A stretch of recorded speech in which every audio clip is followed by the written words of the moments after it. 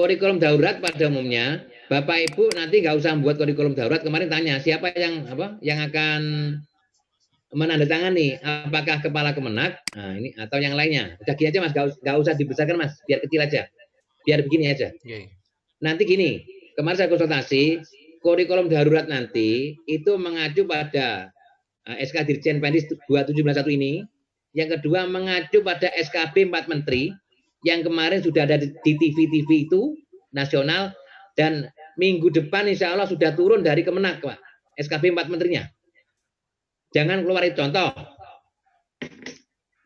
Pembelajaran diajarkan cuma 4 jam. Ya sudah 4 jam, Pak, nggak usah bantah-bantah. Contoh, mata pelajaran. Pak Gianto ngajar apa Pak Gianto? IPA. IPA. Contoh, materi IPA karena COVID nggak usah diajarkan. Umpama apa terjadi, Pak? Wes, gak mumet arek Pak mikirin IPA. Wes, umpama jadi. Sudah nggak usah ngajar. Nanti untuk simpatikanya menggunakan kurikulum KTSP yang normal. Pak Gianto, IPA-nya berapa jam Pak Gianto ngajarnya? Saya total 15 jam. Contoh. 15 jam umumnya. Nanti di struktur pembelajaran, di suplemennya nanti, di kurikulum, itu nggak ada jamnya Pak Gianto. Tapi waktu ngisi simpatika, kan kurikulum normalnya kan ada kan? Ya pakai itu. Nah silakan. Itu insya Allah ada beberapa mapel kabarnya yang tidak boleh diajarkan Pak. Ya jarinya Pak Gianto, enak yo gak mulang, sertifikasi cair, guru cair ya gak tahu lah nanti yo kerja saja lah apa yang dikerjakan itu aja kan, atau membuat buku, membuat soal yang bagus itulah Pak. Ini bocoran Pak Gianto ya. Ini kata mapel apa? Bukan yang jelas bukan IPA Pak.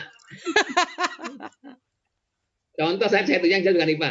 Kira-kira apa? Silakan kira-kira apa yo sing gak diajarkan sama tahu sendiri lah nanti ya entah pelajaran apa itu ada. Nah, itu satu. Kedua, nanti kurikulum darurat tidak usah membuat dokumen, cukup SK kepala madrasah. Nanti jamnya jam berapa, ngajarnya berapa, mungkin nggak boleh istirahat, ya itu sudah ada diatur situ Pak. Dan jamnya tidak boleh dikurangi dari yang normal. Tetap kalau jamnya JPL-nya 40 menit MTS, ya menggunakan 40 menit, jangan dikurang-kurangi lagi. Nah, nanti dilihat, diperkirakan Pak ya, bocorannya kemarin diperkirakan jamnya kan 40, separuh kan, 50%. Maka nanti materi-materi esensial nanti yang disusun oleh MGMP, kalau bisa dalam bulan ini sudah selesai. Jadi nanti di kurikulum darurat jelas Pak, materinya esensial yang diajarkan. Yang lainnya bukan nggak diajarkan Pak, ditugaskan. Tetap dia diberikan tapi berupa tugas. Maka nanti di kurikulum esensial, tolong itu di draft. Siapa yang buat hak prerogatif guru di madrasah? Jawa Timur kemarin menyusun draft materi esensial itu untuk dibuat ini loh hasil MGMP provinsi. Nanti Pak Gianto tolong Ketua MGMP mengundang Ketua dan Sekretaris MGMP dan saya akan hadir Pak. Tolong di Pak Gianto. Nah, nanti diundang ini loh hasil MGMP, silakan dibahas di akhir bulan ini Pak. Minggu depan sudah itu wilayah kabupaten rapat. Makanya minggu ini harus selesai dari provinsi Pak Gianto dan teman-teman. Nah nanti minggu depan tuh kabupaten rapat Pak. Minggu depannya lagi itu dibawa ke KKM. Ini loh hasil daripada rapat kabupaten, dibawa KKM. Yang nggak cocok diganti. Nah, kalau yang ditambahi, nggak apa-apa Pak. Itu haknya prerogatif. Terakhir nanti sebelum tanggal 13, itu sudah dipegang guru Pak. Sehingga masuk tanggal 13, guru sudah punya materi-materi yang esensial versinya gurunya. Tapi jangan sampai, wes gak usah soro-soro wes, sing Jawa Timur wong pinter-pinter manut Jawa Timur, tidak boleh Pak. Itu hak prerogatif guru-guru. Ya, namanya guru sudah merdeka katanya Mas gitu. Langsung Mas bawahnya Mas. Yang penting-penting saja. Langsung bawahnya lagi. Oh sudah bentar. Bentar atasnya lagi. Dah.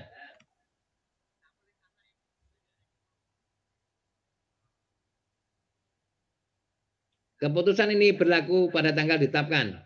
Katanya Pak Menteri kemarin, saya masih ingat, kita zona merah Pak. Zona merah nggak boleh. yang boleh menggunakan tatap muka itu harus yang zona hijau. Kalau hijau pun dilihat daripada tim COVID kabupaten kota itu boleh atau tidak. Kalau sudah komite dan sebagainya. Kalau komite sudah oke, wali murid nggak menghendaki masuk, diperbolehkan, Pak, dari rumah saja. Langsung, Mas, bawahnya. Nah, kurikulum ini sementara ini selama Indonesia ada, Pak, madrasah mungkin sekolah juga belum punya kurikulum panduan masa darurat, Pak, bencana. Kurikulum ini digunakan tidak hanya COVID, tapi digunakan segala macam bencana. Nanti kalau normal, baik lagi, Pak, pada kurikulum normal. Langsung, Mas, boleh lagi. Siapa yang menggunakan ini MTS? Sasarannya adalah orang tua, pengawas, dan peserta didik semuanya. Langsung, Mas. Ini yang kurikulum ini sudah bisa. Kurikulum sudah nggak usah definisi itu wilayah akademik, Pak. Sudah panduan sudah nggak usah dibaca sendiri, sudah. Nanti ini sudah sebentar. Kurikulum darurat adalah kurikulum dah. Penyusun kurikulum darurat madrasah dapat melakukan modifikasi dan inovasi pada struktur. Jadi gini, Pak. Struktur kurikulum bisa diubah, beban belajar, penilaian dan sebagainya boleh, ya. Dan kurikulum darurat ini tetap mendapatkan layanan pendidikan pembelajaran dari madrasah. Dan saya mohon Bapak Ibu nanti template-nya akan dibuatkan oleh teman-teman di Jawa Timur. Dan saya berharap teman-teman sudah bekerja, Pak, di tingkat FKK provinsi, MI, RA, MTS, dan MA. Nah, dan tadi malam saya rapat lagi berlima, dan nanti dibuat draft sambil menunggu SKB 4 Menteri. Isinya apa nanti SKB 4 Menteri yang boleh dan yang dilarang, ya. Nanti begitu turun, disebar ke jenengan, sampai pakai boleh, gak suka ya ini, apa buatannya Jawa Timur kurang baik, katanya Bu Yuli, ya. Bu Yuli itu, saya akan buat sendiri, kan saya termasuk pakar kurikulum yang tidak waras, saya nggak mau sama dengan teman-temannya. Itu silakan, Bu, ya. Nah, nggak ada masalah. Bagus. Nah, langsung, Mas, ya, bapaknya lagi, Mas Gianto. Iya.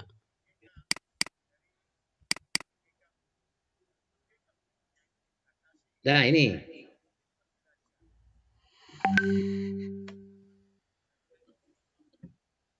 Ini nomor 4 saja. Kegiatan pembelajaran wajib mempertimbangkan terjaganya kesehatan, keamanan, keselamatan, sivitas akademika, baik madrasah pada aspek fisik maupun non-fisik. Hati-hati, Pak, ya. Kemarin saya, teman-teman rapat di Pemprov, Pak, ya. Itu ada pejabat Pemprov, anaknya di madrasah. Cerita gini, saya kemarin anak saya sudah belajar di rumah, Pak. Mungkin gurunya lupa. Ngasih tugas itu harus, anak itu harus, atau orang tua harus belanja ke toko, Pak. Contoh membuat topi, contohnya ya, membuat topi dari karton saja. Karena kartonnya beli di toko. Itu hati, Pak, kalau membuat tugas atau anak-anak disuruh mewawancarai petugas terminal, Pak, ya. Jangan sampai anak keluar, Pak, ya. Ini bahaya juga. Nanti hati-hati kalau semacam itu diusahakan itu tidak menjaga keselamatan anak. Ada lagi, Pak, siswanya disuruh mengumpulkan tugas ke gurunya, Pak. Sebaiknya gurunya aja yang datang ke anak-anak mengambil tugas. Contoh kemarin saya tahu di Blitar itu, kalau ada siswa yang tidak punya HP orang tuanya, maka gurunya mendatangi siswa, orang tuanya itu seminggu sekali ngasih tugas. Seminggu sekali diambil oleh gurunya, Pak. Jangan sampai terbalik, Pak. Gurunya sekarang minta dilayani. Sekarang bukan zamannya itu di COVID. Ya. Jadi rame itu contoh yang sudah ada, ya. Langsung, Mas, bawahnya lagi. Pembelajaran boleh daring, boleh luring. Kalau luring masih belum, ya. Pembelajaran dapat berlangsung di madrasah, di rumah, dan di lingkungan sekitar. Jangan dulu, kita tetap di rumah saja. Terus, pembelajaran merupakan prinsip bahwa siapa saja jadi guru, siapa saja jadi siswa, dan di mana saja adalah kelas. Sudah nggak ada masalah. Seperti sekarang ini kelasnya kan di sini kan. Kita langsung bawahnya lagi, Mas. Nah, ini yang penting, Pak. Guru dapat memilih materi esensi untuk menjadi prioritas dalam pembelajaran. Prioritas, Pak, ya. Sedangkan materi lain dapat dipelajari siswa secara mandiri. Nama yang lain dikasih tugas, Pak. Jangan, ini yang esensial lainnya nggak diajarkan, salah juga, Pak. Nah, tugas-tugas nanti bisa dikumpulkan lewat, kalau sudah normal, atau mungkin lewat online, ya. Ya. Metodenya nggak ada masalah. Guru diharapkan kreatif, inovatif dalam memanfaatkan media sumber belajar dan lingkungan sekitar untuk tercapainya tujuan belajar. Langsung, Mas, bawahnya lagi. Ya, sekarang kita zona merah semua, nggak usah dibahas, Pak. Ya. Langsung aja bawahnya lagi, Mas. Nah, ini Sedangkan ini Pak, untuk RPP disusun yang simpel, sederhana, mudah dilaksanakan, serta memuat hal-hal yang pokok saja. Bapak Ibu, kemarin dari tetangga itu kan ada RPP 1 lembar, Purwame Pak. Ini loh, tetangga kita udah bagus. Berarti jenengan belum pernah baca milik kita. Senangannya melihat miliknya tetangga. Padahal milik tetangga itu rumputnya nggak mesti hijau, kan? Yang hijau merumput sendirian gitu kan. Nah, kelihatan kalau pakar kurikulum jarang-jarang membaca regulasi, ya. Nah, sekarang karena saya masuk ikut grupnya di guru sains Pak ya. Nah, saya ikut di sana, itu yang banyak pakar kurikulum. Nah, kalau ada hal-hal yang penting saya lempar ke sana Pak. Surat ke Kemenak hari ini juga langsung di grupnya jenengan. Jadi saya usahakan begitu. Itu diantaranya. Apa yang terjadi? Kita tahun 2018 sudah memodifikasi RPP. Alasannya apa? Hasil riset Balitbank dari Sabang sampai Merauke, RPP-nya milik kita, lek dimasukkan plagiasi, Pak, itu hampir semuanya sama, Pak. Udah. Ini kok guyang-guyu pakai kurikulum ini. Udah. Pak Imam juga mantan guru, waduh kan ini. Hampir sama. Nah, yang terjadi apa? Sudah. Kalau begitu disederhanakan. Enggak, ini membuat sendiri, Pak. Kalau ditanya pengawas, kok bisa? Iya. Kita menggunakan kaidah Hajar Dewantara pakai 3M, meniru, menambah, mengurangi kan gitu, Pak ya. Loh, ini ada tulisannya MTS tetangga kok belum dihapus ini. Oh, lupa, Pak, belum saya del, Pak. Sampai stempelnya tetangga pun ikut difotokopi, Pak ya. Ada. Oleh karena itu, nanti rencananya RPP yang minimalis itu akan dibuatkan oleh Kemenak Pusat dan sampai sehingga pakai dan dicetak untuk simpatika boleh. Enak wes besok ya. RPP minimalis. Tapi oleh pakar kurikulum Jawa Timur MTS mesti diprotes. Ini kurikulum kok koyok ini sederhana. Saya loh pakar kurikulum hebat yang tidak waras. Saya mau membuat yang lebih bagus dari ini. Maka di kolom-kolom bawah disediakan tempat inovasi. Sewenang Pak ya orang-orang Jawa Timur besok ya. Ini usulannya teman-teman yang nggak waras masalahnya Pak. Silakan. Nah, rencana belajar disederhanakan dan dibuat. Dan silakan membuat ya bukan kurikulum 1 lembar, bukan Pak. RPP-nya disederhanakan. Itu bisa dibuat cukup 1 lembar yang pokok-pokok saja. Sudah dibuat Pak. Sudah dibuat 1 lembar masih tanya kemarin. Kok tahu Pak? Iya karena istri saya kan kebetulan juga tim nasional Pak. Ya, dibuatkan 1 narasumber. Bu, nggak ada yang lengkap. Nggak ada, langsung nggak ada. Senangannya minta yang lengkap. Wes sederhana tuh minta yang lengkap. Kok tahu di grup-grup sebelah itu kan ada begitu saya baca. Ini contohnya RPP 1 lembar. Nggak punya IPA. Ini tak kasih lagi 2. Nggak ada yang lengkap semeter depan. Masih minta begitu Pak. Ternyata dibuat apa? Dibuat disimpan Pak. Di lacinya guru Pak. Jagani nek pengawas datang. Jagani kalau akreditasi kayak itu Pak.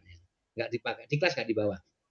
Nah, guru dapat membuat pemetaan KIKD esensial sudah. Ini dibuat teman-teman. Nanti jangan buat. Nah, yang ketiga, guru menyusun RPP. Ini yang penting, Pak. Disahkan oleh kepala madrasah. Jadi RPP masa COVID sendiri. Bila memungkinkan dinilai penting, maka RPP tersebut dapat dibagikan kepada orang tua. Besok saya tanya Bu Yuli, RPP ini sampean orang tua yang dikasih siapa? Karena apa? Siswanya di rumah mau belajar apa, materinya apa, orang tua yang ngajar saat ini. Bukan gurunya. E-learning iya Pak, tapi yang damping orang tua. Biar tahu arahnya pembelajaran seperti apa, diberikan ke wali murid itu lebih baik. Nanti RPP saya jelek, diketahuan wali murid. Wali murid itu guru pisan Pak, padha ae. Bu, membuat RPP koyok begini loh, saya bingung itu arahnya jenengan. Sama dari mana ilmunya? Dari Pak Gianto Pak dulu yang ngajari Pak. Dari ketuanya asosiasi wakak kurikulum. Enggak ada. Enggak, saya dulu mau gurunya Pak Imam Syafi'i, waduh wae aku. Enggak boleh membawa-bawa yang orang lain ya. Bawanya Mas? Pelaksanaan enggak ada masalah ya, langsung bawanya lagi. Dan langsung sekarang 1 Pak, penulisan ijazah. Ini penting karena saya punya